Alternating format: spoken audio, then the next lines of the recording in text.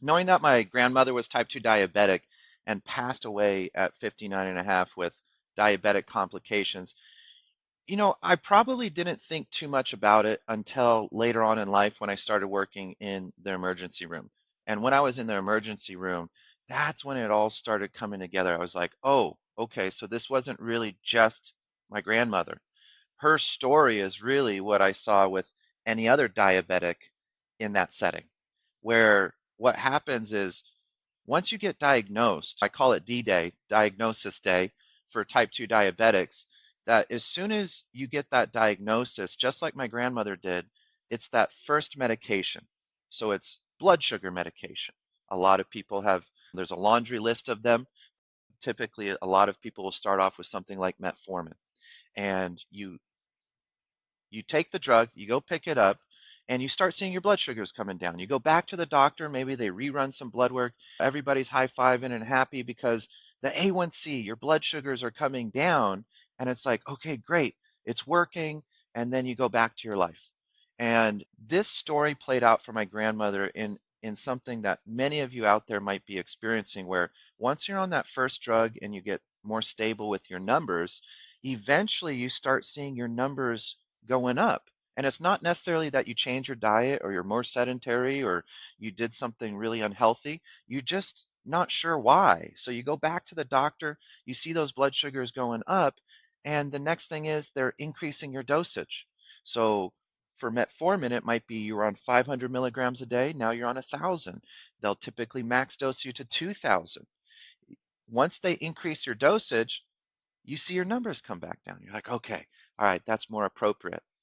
But as this plays out, it keeps happening. Numbers get worse, not sure what's going on. And every time you go back to the doctor, it's either a dosage increase or they're going to add the next one.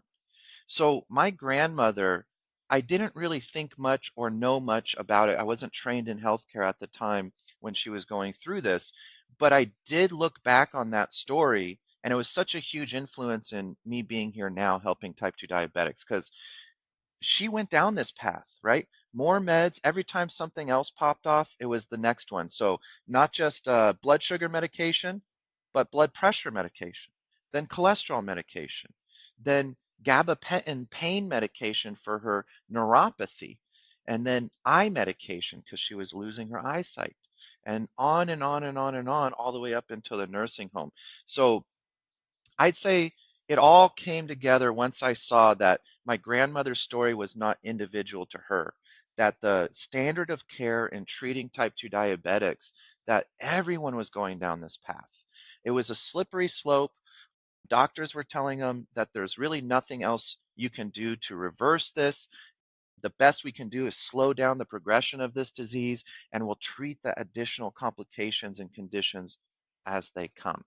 And that's really disheartening. It basically is just telling a patient that there's little to no hope. It's a progressive degenerative disease. There isn't much you can do. And when people are in that mental emotional space, they're not actively going to go out and search for other solutions because they don't think it's possible or they were told nothing else was possible. So, what does that mean? How does that show up in their life?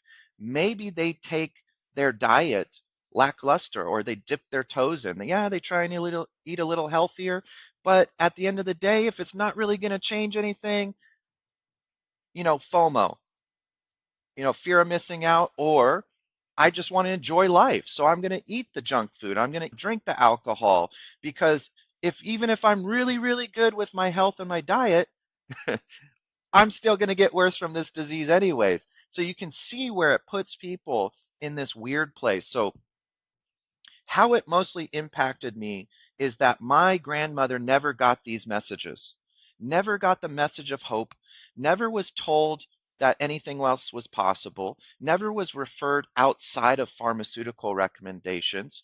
And so, just like every other statistical type 2 diabetic, went down the slippery slope, medications went up, conditions went up, numbers got worse, all the way until she passed away at 59 and a half.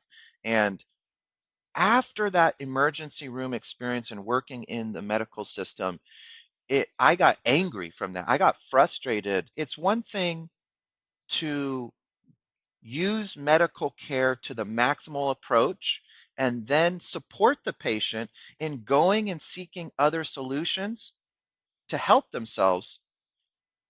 But that's not what really goes on. It's we're going to maximize our medical recommendations and also tell you not really that anything else is helpful, to call anything else quackery, and to be skeptical, to not entertain good, healthy supplements or nutrients, to downplay the power that good exercise and good sleep and good stress management can bring to healing in your body.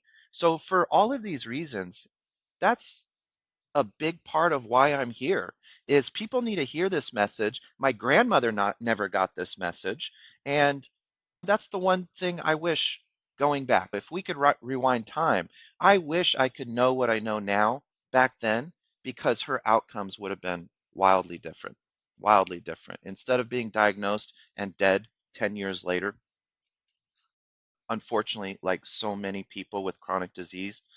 And so I don't want to see anyone else go through that. So that's why I'm here. That's why I want to spread this message. That's why I work with my clients one on one, because it's not so easy to educate yourself, let go of old belief systems that may not be true, learn new information, new perspectives, get a whole different paradigm on how you look at your health. And that's not as easy as a quick little video or a one-time 30-minute conversation with the patient. That's why I have to work with my patients through a process, right? A process of transformation, not just physically and focusing on symptoms and health, but what's going on up here, how they're thinking about it. Are they thinking healthy, right? We got to get that in a good place. And that's a process of education, of practice, and perspective.